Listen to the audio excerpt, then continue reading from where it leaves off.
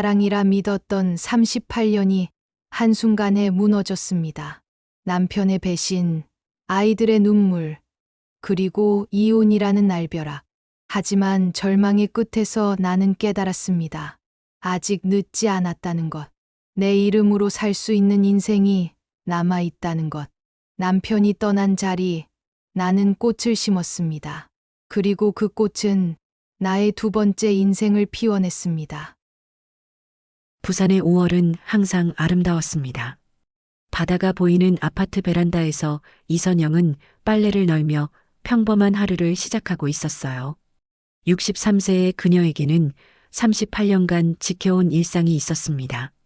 새벽 5시 30분에 일어나 남편 정우의 도시락을 준비하고 오후에는 동네 마트에서 아르바이트를 하는 그런 평범한 삶이었죠. 여보, 커피 한 잔만 더 부탁해. 침실에서 나온 박정우가 넥타이를 매며 말했습니다. 60세인 그는 여전히 건장한 체격을 유지하고 있었어요. 중소기업에서 30년을 근무한 베테랑 직장인이었죠. 아, 네, 바로 대령하겠습니다. 잠시만 기다리세요. 선영은 웃으며 커피포트를 들었습니다. 하지만 그녀도 이런 일상이 싫지는 않았어요. 38년간 함께 살아온 부부에게는 이런 투덕거림조차 사랑의 표현이었으니까요. 오늘 좀 늦을 수도 있어. 회식이 있거든. 또요. 요즘 회식이 참 많네. 선영이 고개를 갸웃거렸습니다. 최근 들어 정우의 회식이 부쩍 늘어났거든요. 하지만 별다른 의심은 하지 않았습니다. 38년 부부에게 의심이라는 건 사치였으니까. 그럼 저녁은 혜린이랑 먹을게요. 어차피 민석이는 야근이라고 했으니까. 응, 그래. 정우는 짧게 대답하고는 서둘러 나갔습니다. 평소보다 조금 더 서두르는 것 같았지만 선영은 그저 바쁜 일이 있나 보다 생각했어요. 그날 저녁 딸 혜린이 찾아왔습니다. 36세인 그녀는 초등학교 교사로 일하며 아직 결혼하지 않은 채 혼자 살고 있었어요. 엄마, 아빠는 또 회식이에요? 응. 요즘 참 바쁘더라고. 엄마는 걱정 안 돼요? 요즘 아빠 표정이 좀 이상하던데. 혜린의 말에 선영은 잠시 멈칫했습니다. 사실 그녀도 최근 정우의 변화를 느끼고 있었거든요. 예전처럼 집에서 TV를 보며 시간을 보내는 대신 자주 외출을 하게 되었고 휴대폰을 유난히 조심스럽게 다루더군요. 별일 아닐 거야. 나이 들어서 친구들이랑 어울리는 재미를 찾은 것 같아. 하지만 선영의 마음 한편에는 불안감이 자리 잡고 있었습니다. 그날 밤 11시가 넘어서야 정우가 돌아왔어요. 술 냄새가 진동했지만 평소와 달리 기분이 좋아 보였습니다. 선영아, 안 자고 있었어? 네. TV 보고 있었어요. 많이 마셨네요? 아, 좀 마셨지. 오늘 후배들이 계속 따라서. 정우는 씩 웃으며 욕실로 향했습니다. 그런데 이상했어요. 평소 같으면 바로 침실로 가는데 오늘은 한참 동안 샤워를 하더군요. 마치 무엇인가를 씻어내려는 것처럼. 다음 날 아침 선영은 우연히 정우의 휴대폰이 식탁 위에 놓인 걸 발견했습니다. 평소라면 절대 놓고 가지 않을 텐데 급하게 나가느라 깜빡한 모양이었어요. 잠깐만 가져다 줄까? 그런데 바로 그때 휴대폰에 메시지가 도착했습니다. 화면에 떠오른 발신자 이름을 본 순간 선영의 심장이 쿵 내려앉았어요. 미소. 하트까지 붙은 이름이었습니다. 그리고 메시지 내용은 어제 정말 좋았어요. 오늘도 보고 싶네요. 선영의 손이 떨렸습니다. 38년간 한 번도 의심해 본 적 없던 남편에게 이런 메시지가 올 줄은 꿈에도 몰랐거든요. 미소가 누구지? 하지만 더 이상 보고 싶지 않았습니다. 선영은 서둘러 휴대폰을 원래 자리에 놓고 자리를 피했어요. 하지만 그 짧은 순간이 38년 결혼 생활에 균열을 만들었습니다. 그날 하루 종일 선영은 아무것도 손에 잡히지 않았어요. 마트에서 일할 때도 계속 그 메시지가 머릿속을 떠나지 않았습니다. 설마, 그럴 리는 없겠지. 하지만 최근 정우의 행동들이 하나씩 떠올랐습니다. 잦아진 외출, 휴대폰을 조심스럽게 다루는 모습, 그리고 어느 순간부터 시작된 냉담한 태도까지. 저녁에 정우가 돌아왔을 때 선영은 애써 평소와 다름없이 행동했습니다. 휴대폰 놓고 가셨던데요? 아, 그랬네. 고마워. 정우는 휴대폰을 집어들며 메시지를 확인했습니다. 그 순간 그의 표정에 스친 미소를 선영이 놓치지 않았어요. 누구 메시지인가요? 어? 아, 회사 후배. 하지만 정우의 대답은 너무나 어색했습니다. 그리고 그 후배라는 사람에게 답장을 보내는 정우의 손가락이 무언가 설레는 듯 움직이는 것을 선영은 지켜봤어요. 38년을 함께 살았는데, 두 아이를 키우느라 젊음을 바쳤고 시부모님 병간호를 하느라 자신의 꿈을 포기했던 세월들. 그 모든 시간이 헛된 것이었을까요? 다음 날부터 선영은 조심스럽게 정우를 관찰하기 시작했습니다. 그리고 며칠 후 결정적인 증거를 발견하게 됩니다. 정우의 자동차에서 낯선 여자 향수 냄새가 났거든요.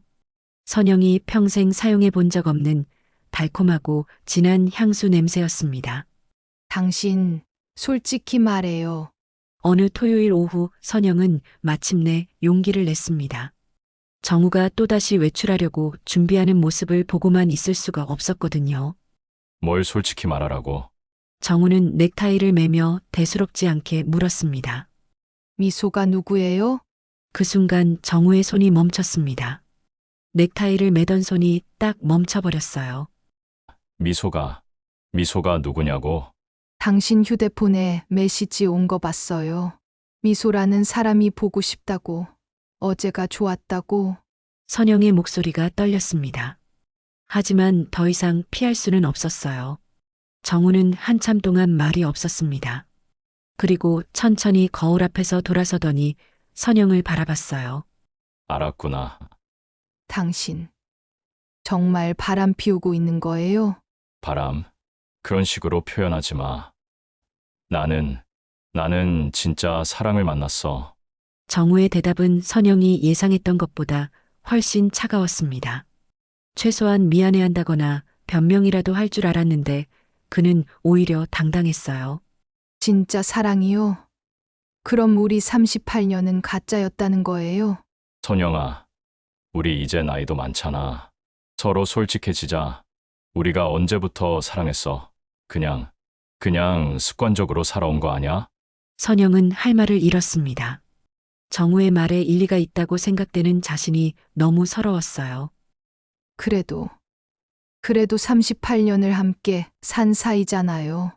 혜린이와 민석이는 어떻게 하고요? 아이들도 이제 다 컸잖아.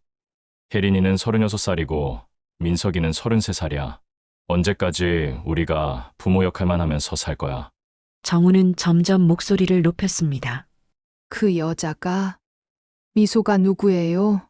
얼마나 젊은데요? 42살이야. 미용실 원장이고 42살. 선영은 절망했습니다. 자신보다 20살이나 어린 여자였거든요. 당신 나이가 60인데 42살짜리와 뭔 사랑을 해요? 나이가 뭐가 중요해? 마음이 맞으면 되는 거지. 선영아, 나는 미소랑 있을 때가 정말 행복해. 오랫동안 잊고 있던 감정을 다시 느끼게 됐어. 선영은 소파에 주저앉았습니다.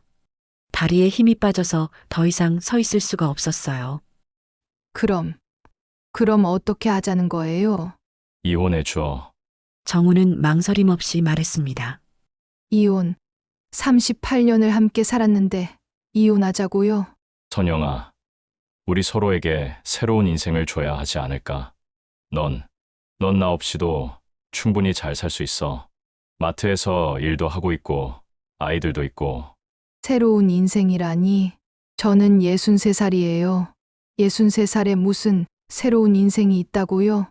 선영의 목소리에 절망이 묻어났습니다. 그건 그건 내가 생각하기에 나름이지. 정우는 더 이상 할 말이 없다는 듯 자리에서 일어났습니다. 지금도 그 여자를 만나러 간다는 거예요? 응, 언제부터였어요? 6개월 정도. 6개월. 6개월 동안 나만 바보였네요. 선영은 쓸쓸히 웃었습니다. 선영아, 미안해. 하지만 이제는 돌이킬 수 없어. 나는 미소와 살고 싶어. 정우가 현관문을 나서는 소리가 들렸습니다. 선영은 혼자 남겨진 거실에 앉아 38년간의 추억을 되돌아봤어요.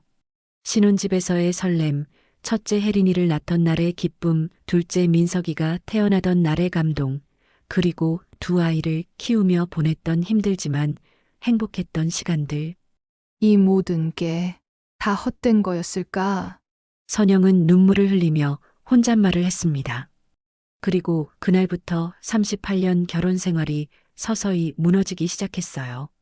저녁 9, 9시가 넘어서야 정우가 돌아왔습니다. 평소보다 훨씬 늦은 시간이었어요. 밥은 먹었어요? 선영이 물었습니다. 아직도 습관적으로 남편을 챙기는 자신이 우스웠지만 38년간의 습관을 하루아침에 바꿀 수는 없었거든요. 응, 먹었어. 정우는 짧게 대답하고 바로 침실로 들어갔습니다. 예전 같으면 거실에서 TV라도 보며 시간을 보냈을 텐데 이제는 선영과 같은 공간에 있는 것조차 불편해하는 것 같았어요. 그날 밤 늦게 선영은 정우의 잠든 모습을 바라봤습니다. 잠자리에서도 등을 돌리고 누워있는 그의 모습을 보니 정말로 모든 게 끝났다는 걸 실감했어요. 다음 날 일요일 선영은 아이들을 불러 모았습니다. 이런 일을 아이들에게 알려야 하는지 고민이 많았지만 언젠가는 알게 될 일이었거든요. 혜린이 먼저 도착했습니다. 엄마, 웬일로 일요일 아침부터 나오라고 하세요? 아빠는 어디 가셨어요? 아빠는 잠깐 외출하셨어. 사실 정우는 아침 일찍부터 또 나갔어요. 아마 그 여자를 만나러 갔을 거예요. 1시간 후 민석이도 도착했습니다. 33살인 그는 회사원으로 일하며 작년에 결혼한 지 얼마 안 된 신혼이었어요. 엄마, 중요한 얘기가 뭐예요? 민석이 궁금해했습니다. 선영은 한참 동안 말문을 열지 못했어요. 어떻게 시작해야 할지 모르겠더라고요. 엄마, 왜 그러세요? 무슨 일 있어요? 혜린이 걱정스럽게 물었습니다. 얘들아, 엄마가 말하기 힘든 얘기인데 선영은 심호흡을 하고 입을 열었습니다. 아빠가 다른 여자를 만나고 있어. 뭐라고요? 혜린이 벌떡 일어났습니다. 엄마, 농담이시죠? 민석도 믿을 수 없다는 표정이었어요. 6개월 전부터 미용실 원장이라는 여자랑 그 여자 나이가 42살이래. 42살? 그럼 저보다 6살밖에 많지 않잖아요. 혜린이 분노했습니다. 아빠가 정말 그런 일을 하고 있다고요? 민석이 재확인했습니다. 어제 직접 따졌어. 아빠가 인정했어. 그리고 이혼하자고 하더라. 이혼! 두 남매가 동시에 소리쳤습니다. 38년을 함께 살았는데 이혼하자고요? 아빠가 정신이 나간 거 아니에요? 혜린이 주먹을 불끈 쥐었습니다. 누나, 일단 진정해. 엄마, 정말로 아빠가 그런 말을 했어요? 민석이 차분하게 물었습니다. 응. 새로운 인생을 살고 싶다고. 그 여자랑 살고 싶다고 하더라. 선영은 다시 한번 그 순간을 떠올리니 눈물이 났어요. 엄마, 울지 마세요. 아빠가 잘못한 거예요. 혜린이 어머니의 손을 잡았습니다. 하지만 민서가 너는 어떻게 생각하니? 선영이 아들을 바라봤습니다. 민석은 한참 동안 생각에 잠겨 있더니 조심스럽게 입을 열었어요. 엄마, 저도 아빠가 잘못했다고 생각해요. 하지만 아빠 입장도 이해가 가는 부분이 있어요. 뭐라고? 혜린이 벌떡 일어났습니다. 민서가 지금 아빠 편을 드는 거야? 편을 든다는 게 아니라 솔직히 우리 부모님이 사랑으로 결혼한 건 아니잖아요. 할아버지가 중매로 맺어준 결혼이고, 그렇다고 해서 바람을 피워도 된다는 거야? 그런 말이 아니야. 다만, 아빠도 60살인데 인생이 얼마 남지 않았잖아. 정말 사랑하는 사람을 만났다면, 민서가 혜린이 화를 냈습니다. 누나는 감정적으로만 생각하고 있어. 현실적으로 생각해봐. 엄마와 아빠가 이미 관계가 식어버린 상태에서 억지로 함께 살아봤자 서로만 불행할 거야. 그래도 38년을 함께 살았는데 38년을 함께 살았지만 마지막 몇 년은 정말 행복했어. 솔직히 우리 부모님 사이가 예전 같지 않았잖아. 민석의 말에 선영도 혜린도 할 말이 없었어요. 사실 그들도 느끼고 있었거든요. 부모 사이의 변화를요. 하지만 그렇다고 해서 배신을 해도 된다는 건 아니잖아. 혜린이 여전히 화가 난 목소리로 말했습니다. 당연히 아빠가 잘못했어. 하지만 이미 벌어진 일이야. 이제는 어떻게 할 것인지를 생각해야지. 민서가 너는 이혼을 찬성한다는 거야? 선영이 물었습니다. 엄마가 원한다면 찬성할게요. 하지만 엄마도 새로운 인생을 생각해 보세요. 63살이라고 인생이 끝난 건 아니잖아요. 새로운 인생이라니 이 나이에 무슨. 엄마, 요즘 60대도 젊어요. 건강하시고 마트에서 일도 하고 계시잖아요. 충분히 혼자서도 잘 사실 수 있어요. 민석의 말에 혜린이 반박했습니다. 그런 말 하지 마. 엄마는 평생 아빠만 바라보고 사셨어. 이 나이에 혼자 산다는 게 얼마나 힘든 일인지 알아? 누나야말로 현실 모르고 있어. 엄마가 아빠에게 매달려 있으면 더 불행해질 거야. 아빠는 이미 마음이 떠났잖아. 두 남매가 점점 감정적으로 대립하는 걸 보며 선영의 마음은 더욱 복잡해졌어요. 그만해. 둘 다. 엄마 때문에 너희까지 싸우면 안 돼. 엄마, 저는 무조건 엄마 편이에요. 아빠가 돌아온다고 해도 용서하면 안 돼요. 혜린이 단호하게 말했습니다. 민석이는 저는 엄마가 행복한 선택을 했으면 좋겠어요. 아빠와 함께 있는 게 행복하다면 용서하시고 혼자 사시는 게 행복하다면 이혼하세요. 그날부터 가족은 둘로 갈라졌습니다. 혜린은 아버지와 연락을 끊었고 민석은 아버지를 이해하려고 노력했어요. 그리고 선영은 그 중심에서 홀로 고민해야 했습니다. 정우는 그 주 내내 집에 들어오지 않았습니다. 아마 미소, 그 여자와 함께 있는 것 같았어요. 선영은 처음으로 빈 집을 경험했습니다. 38년간 누군가와 함께 살았던 사람에게 혼자만의 시간은 낯설고 두려웠어요. 저녁을 혼자 먹는다는 것, 잠자리에 혼자 눕는다는 것, 모든 게 어색했습니다. 여보세요? 목요일 저녁 정우에게서 전화가 왔어요. 나야. 어디 계세요? 미소 집에 있어. 선영아, 내 옷 좀 가지러 갈게. 언제요? 내일 오후에 너 마트 가 있을 때 갈게. 정우는 선영과 마주치기 싫어했어요. 아마 미안함과 부담스러움 때문이었을 거예요. 알겠어요. 선영은 허탈하게 전화를 끊었습니다. 이제 정말 남이 되어가는구나 싶었어요. 다음 날 오후 마트에서 일을 마치고 집에 돌아온 선영은 정우의 옷들이 사라진 걸 발견했습니다. 옷장이 텅 비어 보였어요. 평생 함께 걸어왔던 옷들이 사라지니 정말로 이별이 실감났습니다. 식탁 위에는 메모 한 장이 놓여 있었어요. 선영아, 미안해. 변호사를 통해 이혼 절차를 밟을게. 정우. 짧은 메모였지만 그 안에는 38년의 무게가 담겨 있었습니다. 그날 밤 혜린이 찾아왔어요. 엄마, 괜찮으세요? 응. 괜찮아. 하지만 선영의 목소리는 전혀 괜찮지 않았습니다. 아빠가 오셨다면서요? 옷 가져갔어. 그리고 변호사를 통해 이혼하자는 메모를 남겨놨지. 정말 끝까지 비겁하네요. 면전에서 말할 용기도 없으면서. 혜린이 분노했습니다. 혜린아, 너는 아빠를 너무 미워하지 마. 그래도 내 아빠야. 엄마는 어떻게 그렇게 너그러울 수 있어요? 아빠가 엄마를 얼마나 배신했는데요. 미워한다고 해서 상황이 바뀌는 건 아니잖아. 이제는 받아들여야지. 선영은 체념한 듯 말했습니다. 엄마, 혼자 있기 힘드시면 저랑 함께 사세요.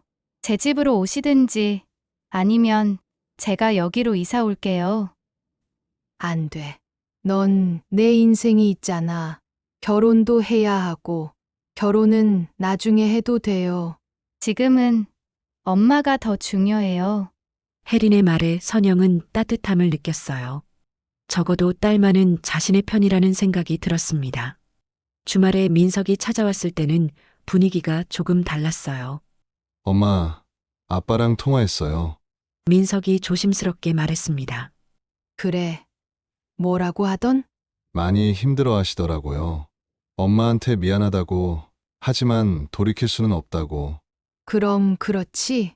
선영은 쓸쓸히 웃었습니다. 엄마, 아빠가 재산 분할은 공정하게 하겠다고 하더라고요. 집도 엄마 명의로 해주고, 적금이나 예금도 반반으로 나누겠다고. 돈 얘기는 나중에 해도 돼. 하지만 현실적으로 생각해야죠. 엄마 혼자 살려면 경제적인 부분이 중요해요. 민석의 말이 맞았어요. 감정적으로만 접근할 문제가 아니었습니다. 그런데 민서가, 너는 정말 아빠가 이해가 되니? 선영이 궁금해했습니다. 솔직히 100% 이해되지는 않아요. 하지만 아빠도 사람이잖아요.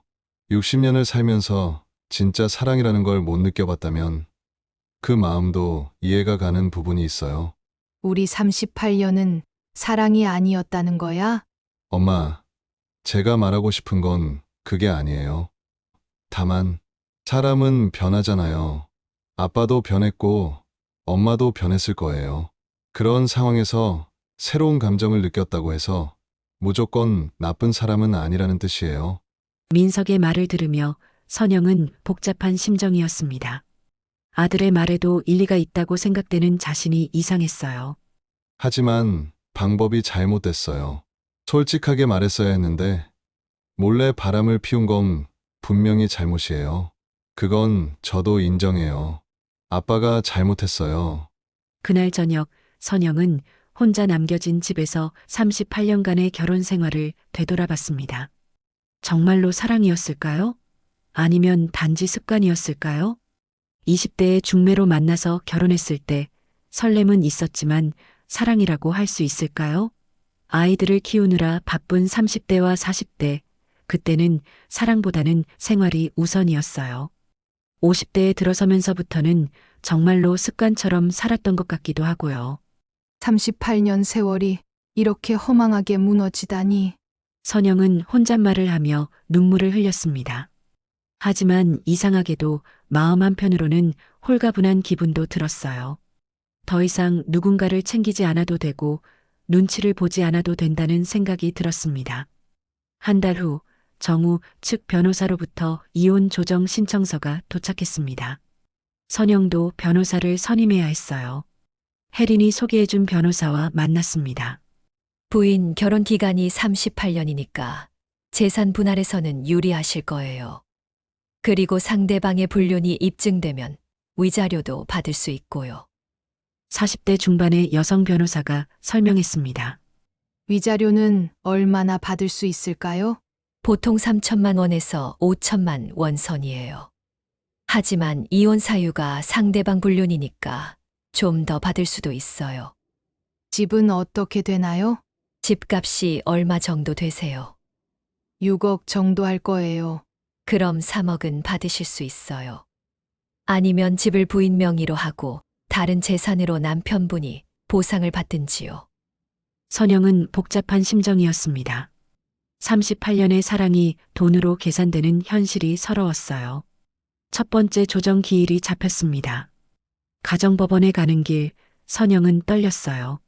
38년 만에 정우와 대립하는 자리에 서게 될 줄은 몰랐거든요. 법정에서 만난 정우는 많이 말랐어요. 스트레스를 받고 있는 것 같았습니다. 선영아, 정우가 말을 걸었지만 선영은 외면했어요. 더 이상 할 말이 없다고 생각했습니다. 재산 분할부터 논의해 보겠습니다. 조정위원이 말했습니다. 남편 측에서는 어떤 의견이신가요? 집은 아내 명의로 하고 예적금은 반반으로 나누겠습니다. 그리고 위자료로 3천만 원을 드리겠습니다. 정우 측 변호사가 말했습니다. 부인 측 의견은 어떠신가요? 위자료가 너무 적습니다. 38년 결혼 생활에서 불륜으로 인한 이혼인데 3천만 원은 말이 안 됩니다. 최소 7천만 원은 받아야 합니다. 선영 측 변호사가 반박했습니다. 7천만 원은 과도합니다. 남편도 60세로 앞으로 벌 수 있는 돈이 많지 않습니다. 그렇다면 불륜을 하지 말았어야죠. 양쪽 변호사들이 공방을 벌이는 동안 선영은 정우를 바라봤어요. 38년을 함께 산 사람과 법정에서 돈 계산을 하고 있다는 현실이 너무 슬펐습니다. 잠깐, 제가 말씀드려도 될까요? 선영이 입을 열었습니다. 네, 말씀하세요. 조정위원이 고개를 끄덕였어요. 저는 돈이 중요한 게 아니에요. 다만 정말로 38년이 의미 없었는지 궁금해요. 선영이 정우를 바라보며 말했습니다. 선영아, 정우의 목소리가 떨렸어요. 38년 동안 제가 당신을 위해 포기한 것들이 얼마나 많은지 아세요? 제 꿈도 포기하고, 친구들도 멀리하고, 오직 가족만 지켰는데, 나도 그동안 열심히 살았어. 열심히 사신 건 인정해요. 하지만 사랑은 없었잖아요. 솔직하게 말해봐요. 언제부터 우리 사이가 이렇게 됐는지. 선영의 질문에 정우는 한참 동안 대답하지 못했어요. 나도 모르겠어. 언제부터인지. 우리는 그냥 함께 사는 사람이 되어버렸어. 대화도 줄어들고, 서로에 대한 관심도 없어지고. 그렇다면 대화를 늘리고 관심을 가지면 되잖아요. 왜 다른 여자를 찾았어요? 선영아, 나는 미소를 만나면서 내가 아직 남자라는 걸 느꼈어. 오랫동안 잊고 있던 감정을 다시 느끼게 됐다고. 그럼 저는 뭐예요? 38년 동안 당신 옆에 있었던 저는 뭐란 말이에요? 선영의 목소리에 절망이 묻어났습니다. 첫 번째 조정은 합의에 이르지 못했어요. 두 번째 조정 기일이 한 달 후로 잡혔습니다. 그날 밤 선영은 혜린과 함께 저녁을 먹었어요.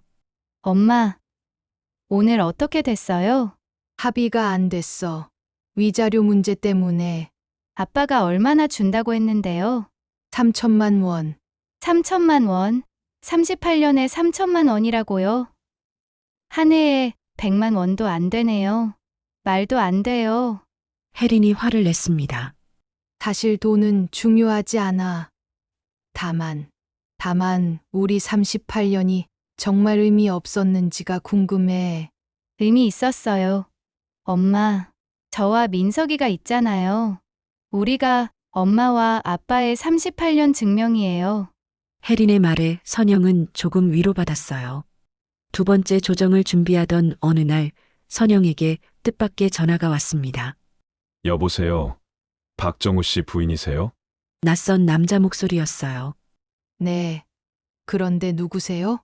저는 최미소의 남편 김민혁이라고 합니다. 선영은 깜짝 놀랐어요. 미소에게 남편이 있다는 뜻이었거든요. 최미소가 결혼했다고요? 네. 저희는 아직 이혼하지 않았습니다. 별거 중이긴 하지만요.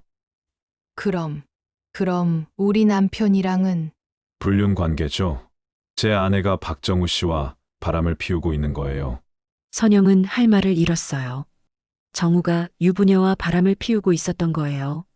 부인께서도 힘드시겠지만 저도 마찬가지예요. 한번 만나서 얘기해 볼 수 있을까요? 네. 그러죠? 며칠 후 선영은 김민혁과 만났습니다. 40대 후반으로 보이는 그는 온화한 인상의 남자였어요. 이런 식으로 만나게 되어 죄송합니다. 민혁이 인사했습니다. 저야말로 남편이 민폐를 끼쳤어. 아니에요. 잘못은 제 아내가 더 크죠. 미소가 먼저 유혹했을 거예요. 민혁은 쓴웃음을 지었습니다. 최미소 씨는 어떤 사람인가요? 선영이 궁금해했습니다. 원래는 착한 사람이었어요.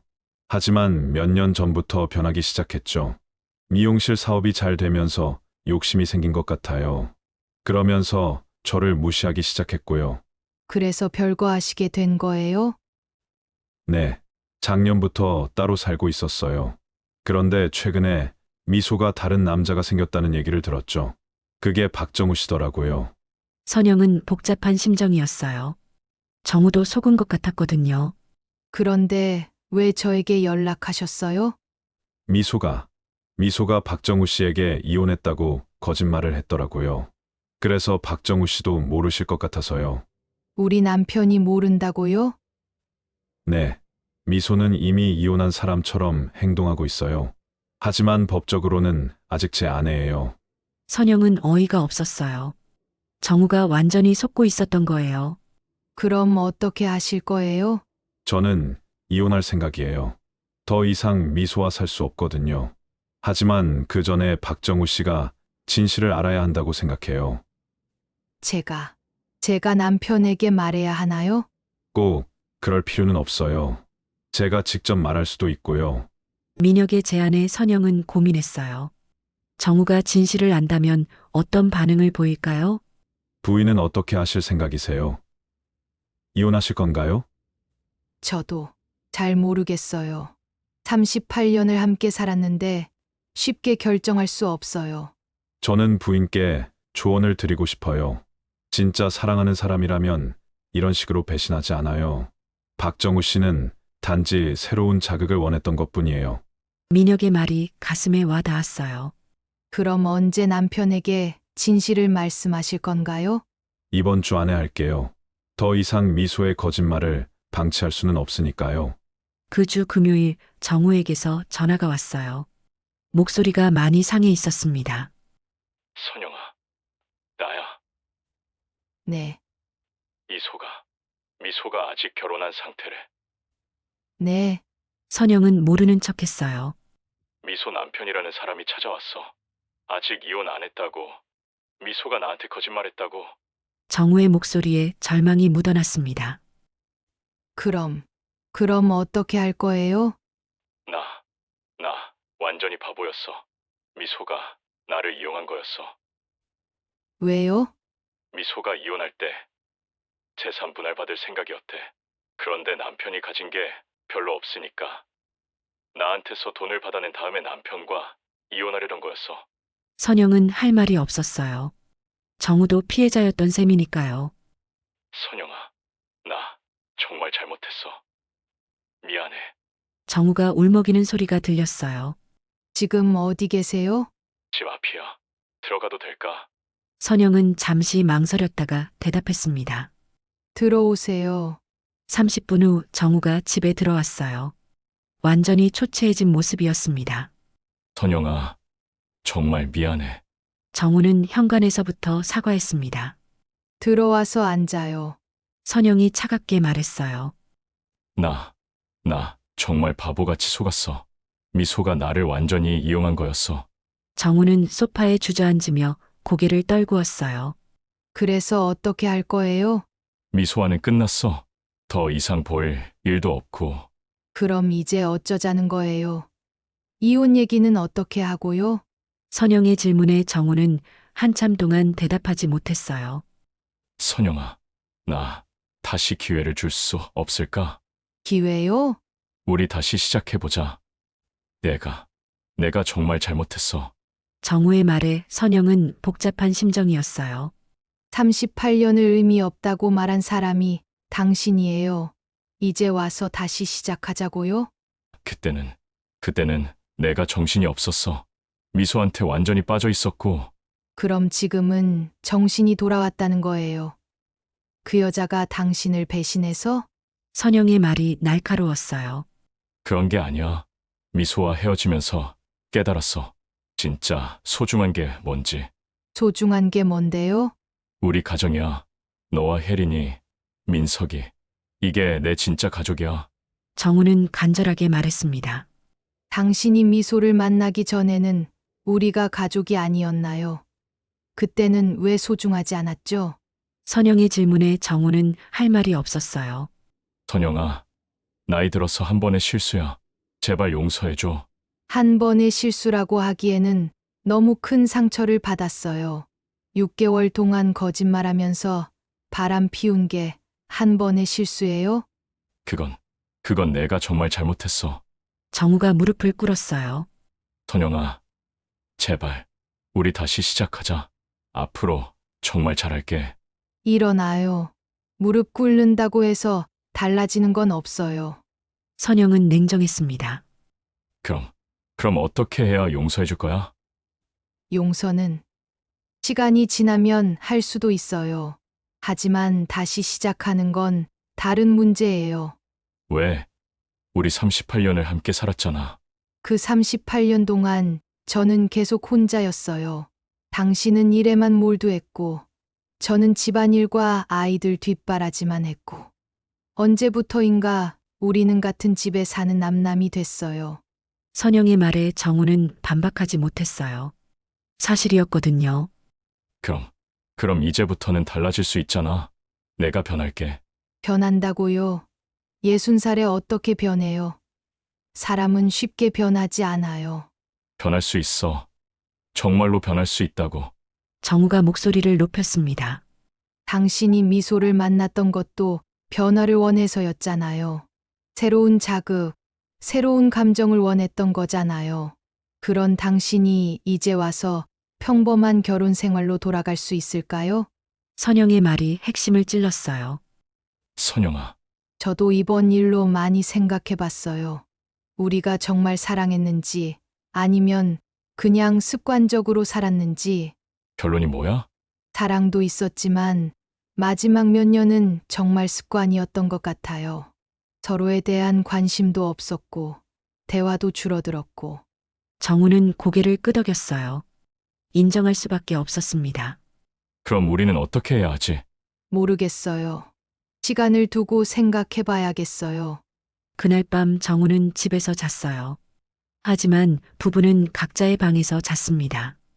이미 너무 많은 상처가 있었거든요.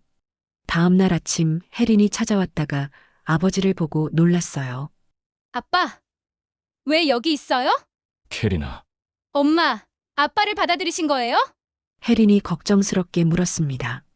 아직 결정한 건 아니야. 그냥 얘기해 보는 거야. 아빠, 그 여자랑은 어떻게 됐어요? 혜린이 차갑게 물었어요. 끝났어. 캐리나, 아빠가 정말 잘못했어. 지금 와서 잘못했다고 하면 뭐해요? 엄마가 얼마나 힘들어 하셨는데. 캐리나, 아빠를 용서해줘. 용서는 엄마가 결정할 일이에요. 저는 아직 아빠를 용서할 수 없어요. 혜린은 쌀쌀맞게 말하고는 집을 나갔어요. 민석에게도 연락이 왔습니다. 아빠, 그 여자랑 헤어지셨다면서요? 응. 그 여자가 나를 속인 거였어. 그럼 이제 어떻게 하실 거예요? 엄마랑 다시 시작하고 싶어. 엄마가 뭐라고 하세요? 아직 결정 못 했대. 아빠, 솔직히 말씀드릴게요. 엄마를 너무 힘들게 하셨어요. 이제 와서 다시 시작하자고 하는 게 맞는지 모르겠어요. 민석조차 조심스럽게 말했어요. 민서가, 아빠도 사람이야. 실수할 수 있는 거 아니야? 물론이에요. 하지만 그 실수의 결과는 책임져야죠. 며칠 동안 정우는 집에 머물며 선영을 설득하려고 했어요. 하지만 선영의 마음은 쉽게 돌아서지 않았습니다. 선영아, 나 정말 변할게. 앞으로는 내가 우선이야. 당신은 지금 외로워서 그러는 거예요. 미소가 떠나가니까 다시 저를 찾는 거잖아요. 그런 게 아니야. 그럼 뭐예요? 정말로 저를 사랑해서 돌아온 거예요? 정우는 대답하지 못했어요. 솔직히 말하면 외로움과 배신감 때문이었거든요. 봐요. 대답도 못 하잖아요. 선영은 쓸쓸히 웃었습니다. 일주일 후 선영은 마침내 결정을 내렸어요. 나 결정했어요. 선영이 정우에게 말했습니다. 뭘? 이혼해요. 정우는 놀라며 선영을 바라봤어요. 선영아, 다시 생각해봐. 일주일 동안 충분히 생각해 봤어요. 우리는 이제 각자의 길을 가는 게 맞는 것 같아요. 왜? 나 정말 잘못을 뉘우치고 있어. 뉘우치는 건 알겠어요. 하지만 저도 이번 일로 깨달은 게 있어요. 뭘? 저도 새로운 인생을 살고 싶다는 거예요. 선영의 말에 정우는 당황했습니다. 새로운 인생이라니. 63세라고 인생이 끝난 건 아니잖아요. 저도 저만의 꿈이 있었어요. 하지만 38년 동안 그 꿈을 포기하고 살았죠. 무슨 꿈? 꽃집을 하고 싶었어요. 어릴 때부터 꽃을 좋아했거든요. 하지만 결혼하고 아이들 키우느라 포기했죠. 선영의 말에 정우는 놀랐어요. 38년을 함께 살면서도 몰랐던 아내의 꿈이었습니다. 꽃집. 그런 꿈이 있었구나. 네. 이번 일을 겪으면서 생각해 봤어요. 내 인생도 소중하다는 걸요. 더 이상 누군가를 위해서만 살고 싶지 않아요. 선영의 목소리에는 의지가 담겨 있었어요. 선영아, 꽃집은 함께 해도 되잖아. 내가 도와줄게. 아니요. 혼자 하고 싶어요. 왜? 혼자 해야 진짜 제 거잖아요. 당신이 도와주면 또 당신에게 의존하게 될 거예요. 정우는 선영의 변화에 놀랐습니다. 예전 같으면 절대 이런 말을 하지 않았을 사람이었거든요. 정말 마음을 바꿀 수 없어? 네. 저도 새로운 시작이 필요해요. 그럼 이혼 조정은 언제 할 거야? 다음 주에 하죠. 재산 분할은 원래대로 하고 위자료는 3천만 원이면 돼요. 3천만 원. 너무 적지 않아? 돈이 중요한 게 아니에요. 빨리 정리하고 새 출발하고 싶어요. 선영의 결정에 정우는 더 이상 어떻게 할 도리가 없었습니다. 일주일 후 최종 조정에서 이혼이 확정됐습니다. 38년의 결혼 생활이 한 장의 서류로 정리됐어요. 법원을 나오는 길 정우가 선영에게 말했습니다. 선영아, 정말 미안했어. 그리고 행복해. 당신도 행복하세요. 선영은 담담하게 대답했습니다. 더 이상 원망도 미움도 없었어요. 그저 서로 다른 길을 가는 사람이 됐을 뿐이었습니다. 이혼 후 한 달 선영은 집 근처에 작은 꽃집을 얻었습니다. 선영이네 꽃집이라는 소박한 간판을 달았어요. 엄마, 정말 꽃집 하실 거예요? 혜린이 걱정스럽게 물었습니다. 응. 한번 해보고 싶어. 하지만 장사 경험도 없으시고 마트에서 일한 경험이 있잖아. 그리고 꽃은 어릴 때부터 좋아했으니까. 선영은 자신감 있게 말했습니다. 그래도 걱정돼요. 걱정 마. 엄마도 할 수 있어. 꽃집 준비를 하는 동안 선영은 행복했어요. 38년 만에 처음으로 자신만을 위한 일을 하는 기분이었거든요. 도매시장에서 꽃을 사오고 꽃꽂이를 배우고 손님을 맞이하는 모든 게 새로웠습니다. 어서 오세요. 첫날 첫 손님을 맞이했을 때 선영의 마음은 설렜어요. 장미 한 다발 주세요. 네. 어떤 색깔로 드릴까요? 빨간색으로요. 선영은 정성스럽게 장미를 포장해 드렸습니다. 첫 매출 2만 원이었지만 그 어떤 돈보다 값진 느낌이었어요. 엄마, 오늘 매출 얼마나 됐어요? 저녁에 혜린이 찾아와 물었습니다. 30만 원. 와, 첫날 치고는 잘 됐네요. 응. 생각보다 사람들이 많이 와줬어. 선영의 얼굴에는 웃음이 가득했어요. 엄마가 이렇게 밝은 표정 보는 게 언제만이지 모르겠어요. 그래. 나도 기분이 좋아. 아빠는 어떻게 지내세요? 잘 모르겠어. 연락 안 하니까. 그래도 궁금하지 않으세요? 가끔은. 하지만 이제는 남이니까. 한편 정우는 혼자 사는 게 쉽지 않았어요. 38년간 선영이 해주던 모든 일들을 스스로 해야 했거든요.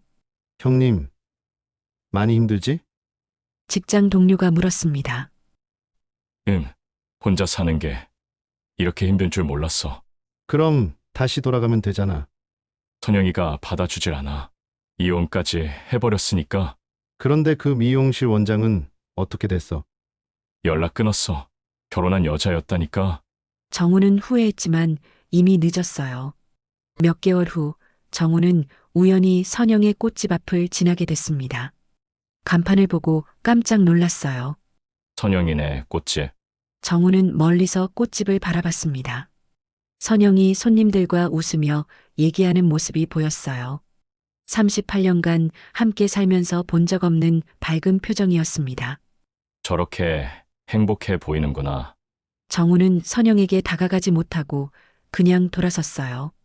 자신이 끼어들 자리가 아니라는 걸 알았거든요.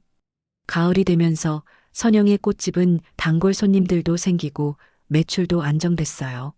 엄마, 정말 대단하세요. 몇 개월 만에 이렇게 안정시키다니. 민석이 감탄했습니다. 너희 아빠 도움 없이도 잘 살 수 있다는 걸 보여주고 싶었어. 충분히 보여주셨어요. 민석아, 너도 아빠 걱정하지 마. 아빠도 어른이니까 알아서 잘 살 거야. 네, 알겠어요. 겨울이 오면서 선영은 꽃집에 작은 온실을 만들었어요. 겨울에도 예쁜 꽃들을 키우고 싶었거든요. 와, 엄마, 여기 정말 예뻐요. 혜린이 온실을 보며 감탄했습니다. 겨울 꽃들도 예쁘지? 네. 근데, 엄마, 외롭지 않으세요? 외로워. 전혀. 오히려 자유로워. 자유로워요? 응.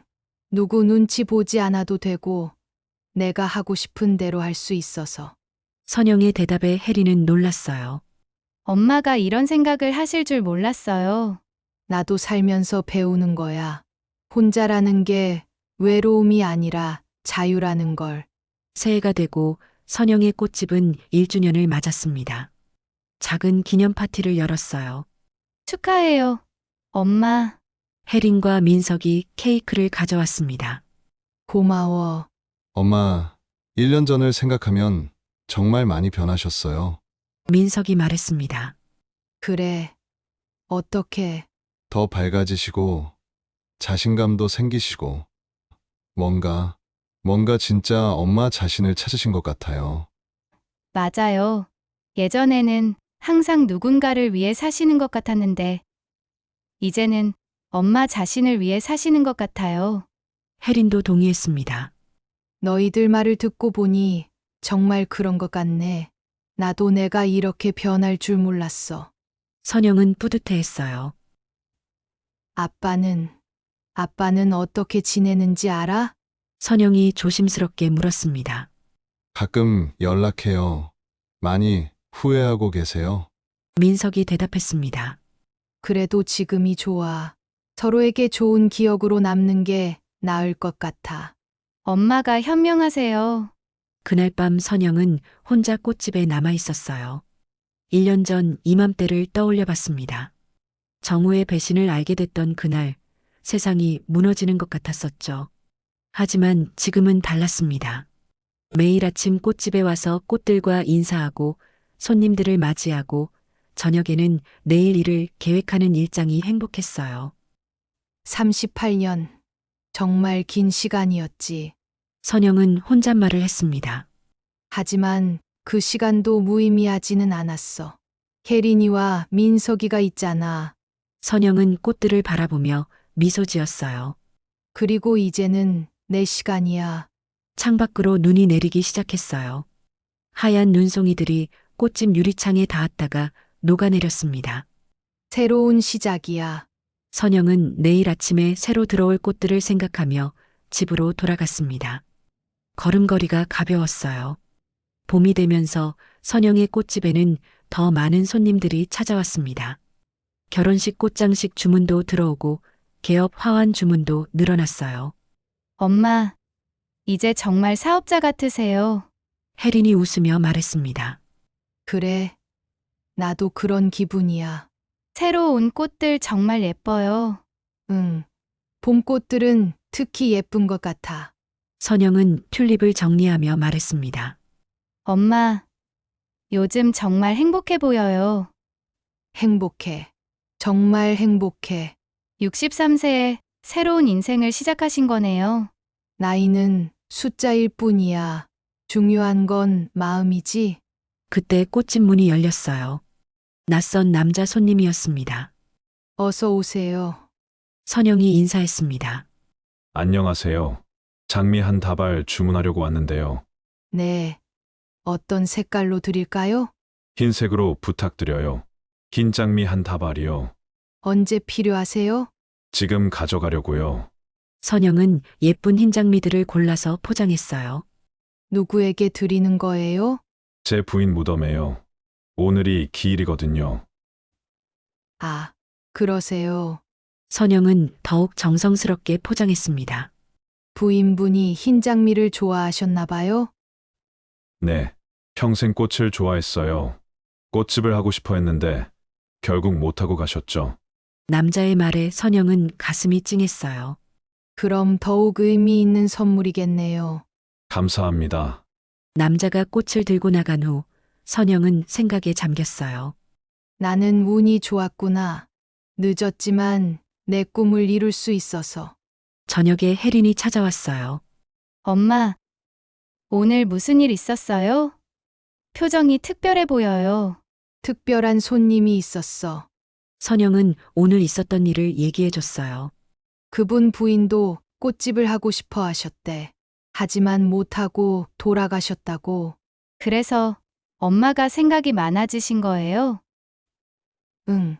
내가 정말 운이 좋다는 생각이 들어. 63세라도 내 꿈을 이룰 수 있어서. 엄마가 용기를 내셨으니까 가능한 일이었어요. 그런가? 네. 이혼하고 주저앉을 수도 있었는데 새로운 도전을 하셨잖아요. 혜린의 말에 선영은 뿌듯했어요. 여름이 되면서 선영의 꽃집은 동네 명소가 됐습니다. 예쁜 꽃들과 선영의 친절한 서비스 때문이었어요. 사장님, 오늘도 꽃들이 싱싱하네요. 단골 할머니가 말했습니다. 감사해요. 매일 신선한 꽃들로 준비하거든요. 사장님 덕분에 우리 동네가 꽃향기로 가득해졌어요. 그렇게 말씀해 주시니 기분이 좋네요. 선영은 진심으로 행복했어요. 어느 날 오후 선영은 꽃집 앞에서 꽃에 물을 주고 있었습니다. 그때 익숙한 차가 지나가는 것을 봤어요. 정우의 차였습니다. 차는 잠깐 멈췄다가 다시 지나갔어요. 아마 정우가 자신을 본 것 같았습니다. 잘 지내고 있구나. 선영은 특별한 감정 없이 생각했어요. 더 이상 원망도 그리움도 없었습니다. 그날 저녁 민석에게서 전화가 왔어요. 엄마, 아빠가 엄마 꽃집을 봤다고 하더라고요. 그래. 지나가다가 본 것 같던데. 엄마가 정말 잘 지내는 것 같아서 안심했다고 해요. 그랬구나. 아빠도 새로운 일을 시작했어요. 무슨 일? 작은 카페를 하기로 했대요. 퇴직금으로. 그래. 잘 됐네. 선영은 진심으로 다행이라고 생각했어요. 서로 새로운 인생을 사는 거네요. 응. 그게 맞는 것 같아. 가을이 되고 선영의 꽃집은 2년째를 맞았습니다. 이제는 완전히 자리를 잡았어요. 엄마, 2년 전을 생각하면 정말 꿈만 같아요. 혜린이 말했습니다. 나도 그래. 그때는 세상이 끝난 줄 알았는데 이제는 완전히 다른 사람이 되셨어요. 다른 사람이 아니라 원래 내가 되찾은 거야. 선영의 말에 혜린은 고개를 끄덕였어요. 엄마, 결혼 생각은 없으세요? 결혼. 왜? 혼자 사시기 외로우실 텐데. 외롭지 않아. 오히려 자유로워서 좋아. 정말요? 정말이야. 38년간 남편과 아이들 뒷바라지만 하다가 이제는 내 시간을 온전히 내 것으로 쓸 수 있어서 행복해. 선영은 정말 만족스러운 표정이었어요. 겨울이 오고 선영은 꽃집에 크리스마스 장식을 했습니다. 예쁜 포인세티아와 크리스마스 리스들로 가득했어요. 와, 엄마. 여기 완전 크리스마스 천국이에요. 민석이 아내와 함께 꽃집에 왔어요. 예쁘지? 크리스마스니까 특별히 준비했어. 어머님 손재주가 정말 좋으세요. 민석의 아내가 감탄했습니다. 고마워. 꽃일은 정말 즐거워. 크리스마스 이브, 선영은 혼자 꽃집에 남아 있었어요. 아이들은 각자의 가정에서 보내라고 했거든요. 하지만 외롭지 않았어요. 예쁜 꽃들과 함께 있으니 오히려 평화로웠습니다. 올해도 수고했어. 선영은 꽃들에게 말했어요. 내년에도 잘 부탁해. 창밖으로 눈이 내리기 시작했습니다. 하얀 눈송이들이 꽃집을 더욱 아름답게 만들었어요. 65세. 내년이면 65세구나. 선영은 혼잣말을 했습니다. 하지만 아직도 할 일이 많아. 꽃집도 키워야 하고, 새로운 꽃들도 길러보고 싶고. 선영은 미래에 대한 계획으로 가슴이 설렜어요. 새해가 되고 선영은 꽃집을 조금 더 확장했습니다. 꽃꽂이 클래스도 열기 시작했어요. 선생님, 이렇게 하는 게 맞나요? 수강생이 물었습니다. 네, 잘하고 계세요. 꽃꽂이는 정답이 없어요. 본인이 예쁘다고 생각하면 되는 거예요. 선영은 가르치는 일도 즐거웠어요. 선생님은 언제부터 꽃을 좋아하셨어요? 어릴 때부터요. 하지만 꽃집을 하게 된 건 최근이에요. 늦게 시작하셨네요. 늦었다고 생각하지 않아요. 지금이 제게는 완벽한 타이밍이에요. 수업이 끝나고 선영은 꽃들을 정리하며 생각했습니다. 정말로 지금이 완벽한 타이밍이었구나. 만약 38년 전에 꽃집을 했다면 아이들을 제대로 키우지 못했을 거예요. 만약 10년 전에 시작했다면 정우와의 갈등 때문에 힘들었을 거고요. 모든 일에는 때가 있는 거구나. 봄이 되면서 선영의 꽃집은 3년째를 맞았습니다. 이제는 동네를 넘어서 다른 지역에서도 손님들이 찾아왔어요. 엄마, 이제 정말 유명해지셨어요. 혜린이 자랑스러워했습니다. 인터넷에 후기도 많이 올라오고. 그래. 나는 몰랐는데. 선영이네 꽃집 사장님이 정말 친절하시고 꽃도 예뻐요라는 후기들이 많아요. 선영은 뿌듯했어요. 3년 전만 해도 상상할 수 없었던 일이었거든요. 어느 날 오후 선영이 꽃집에서 일하고 있을 때 정우가 찾아왔습니다. 2년 만이었어요. 선영아, 어머. 웬일이에요? 선영은 놀라면서도 담담했습니다. 꽃 좀 사려고. 어떤 꽃들일까요? 어머니, 제사상에 올릴 꽃이야. 아, 그러세요. 국화로 드릴까요? 응, 선영은 정성스럽게 국화를 준비했어요. 예전 같으면 어색했을 텐데 이제는 그냥 손님 중 한 명 같았습니다. 많이 변했네. 정우가 선영을 바라보며 말했습니다. 그래요. 어떻게? 더 밝아 보여. 자신감도 있고. 그런가요? 선영은 특별한 감정 없이 대답했어요. 나도 카페 하고 있어. 들었어요. 잘 되고 있어요? 응, 그럭저럭. 너처럼 성공하지는 못했지만. 성공이라니요. 그냥 좋아서 하는 거예요. 선영의 말에 정우는 조금 부러운 표정을 지었어요. 선영아, 그때 정말 미안했어. 이제 다 지난 일이에요. 혹시 가끔 후회하지는 않아? 이혼한 걸? 정우가 조심스럽게 물었습니다. 후회요. 전혀요. 오히려 감사해요. 감사해. 네. 덕분에 제 인생을 찾았거든요. 선영의 대답에 정우는 할 말이 없었어요. 그럼 잘 지내. 네. 당신도 잘 지내세요.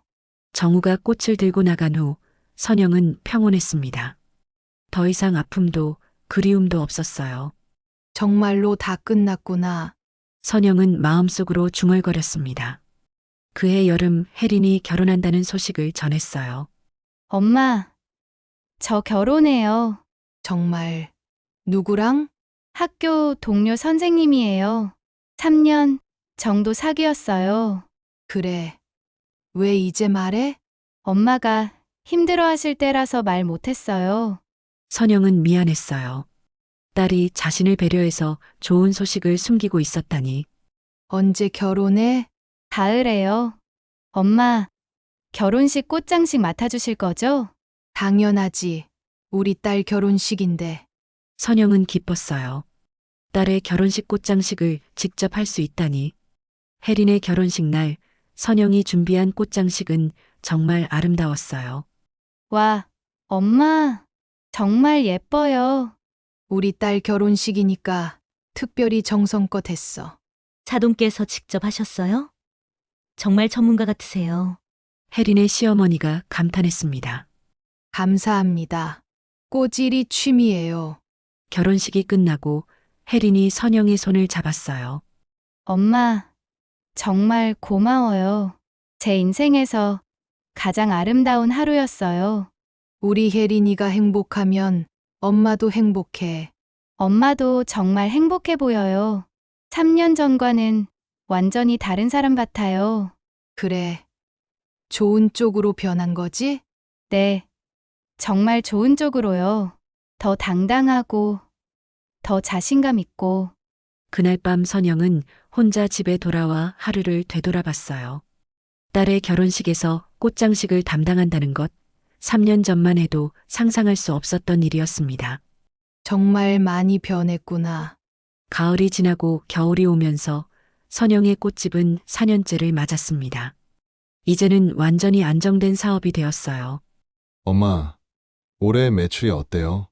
민석이 물었습니다. 작년보다 30% 늘었어. 대단해요. 정말 사업가가 다 되셨네요.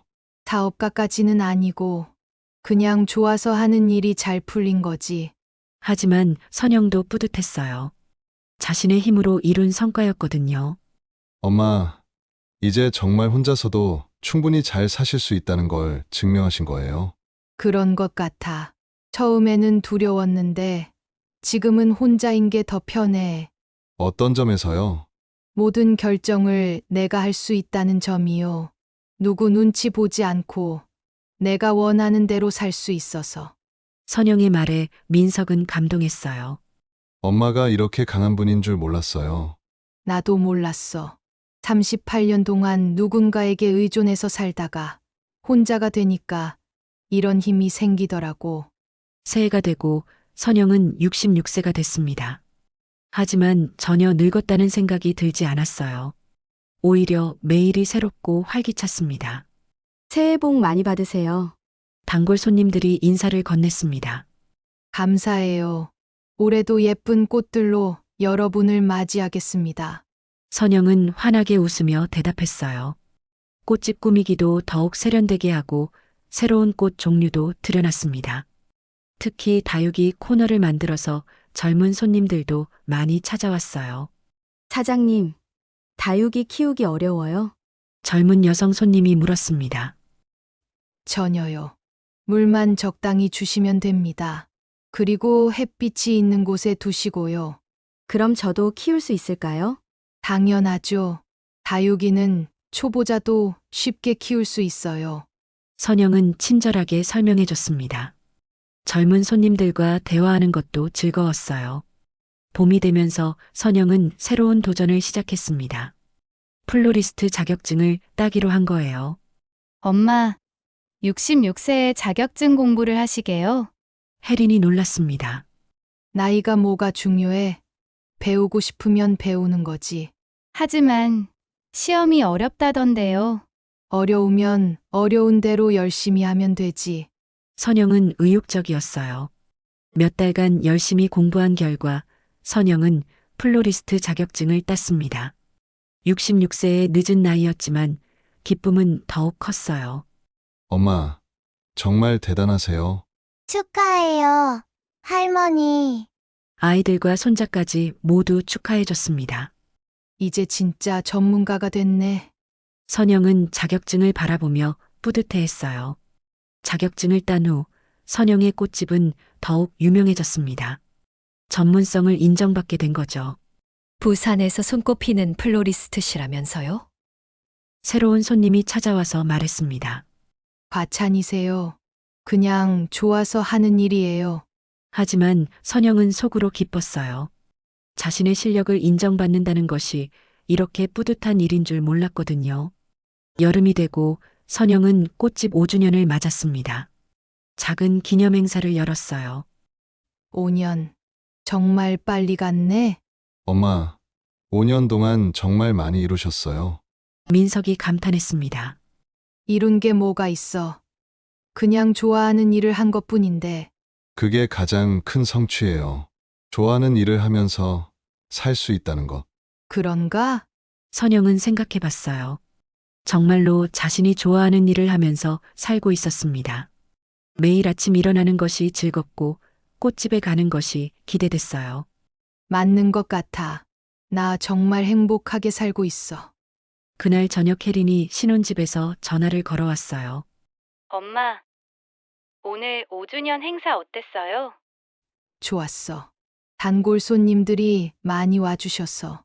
엄마가 5년 전에 이혼할 때를 생각하면 정말 많이 변하셨어요. 그때는 세상이 끝난 줄 알았는데 말이야. 하지만 새로운 시작이었던 거죠. 그래. 정말로 새로운 시작이었어. 선영은 창밖을 바라보며 생각했어요. 5년 전 그 절망적인 순간이 있었기에 지금의 행복이 더욱 소중하게 느껴졌습니다. 38년의 세월은 결코 짧지 않았습니다. 누군가는 그 시간 속에서 웃었고 또 누군가는 그 속에서 울었습니다. 이선영의 삶도 마찬가지였습니다. 평생을 바쳐 지켜온 가정이 하루아침에 무너졌을 때 그녀는 세상이 끝났다고 생각했습니다. 하지만 끝은 곧 시작이 되었습니다. 남편의 배신이 남긴 상처는 깊었지만 그 틈새로 새로운 햇살이 스며들었지요. 꽃을 가꾸고 사람을 맞이하고 스스로의 이름을 간판에 걸면서 선영은 깨달았습니다. 혼자가 외로움이 아니라 자유일 수 있다는 것을, 나이 들어도 새로운 꿈을 꿀 수 있다는 것을. 65세 선영은 더 이상 누군가의 아내, 누군가의 어머니만이 아니었습니다. 나 자신으로 살아가는 한 사람의 주인공이었습니다. 이 이야기는 선영만의 이야기가 아닙니다. 우리 모두의 이야기일 수 있습니다. 오래도록 당연하다고 여겨왔던 관계, 익숙함에 숨어있던 무게에서 벗어나 진짜 나의 삶을 찾아야 할 순간이 언젠가는 누구에게나 찾아오기 때문입니다. 혹시 지금 당신도 끝이라고 생각되는 순간 앞에 서 있나요? 그렇다면 기억하세요. 끝은 끝이 아닙니다. 그것은 새로운 시작을 알려주는 작은 신호일 뿐입니다. 오늘의 이야기가 당신에게 작은 용기와 위로가 되길 바랍니다.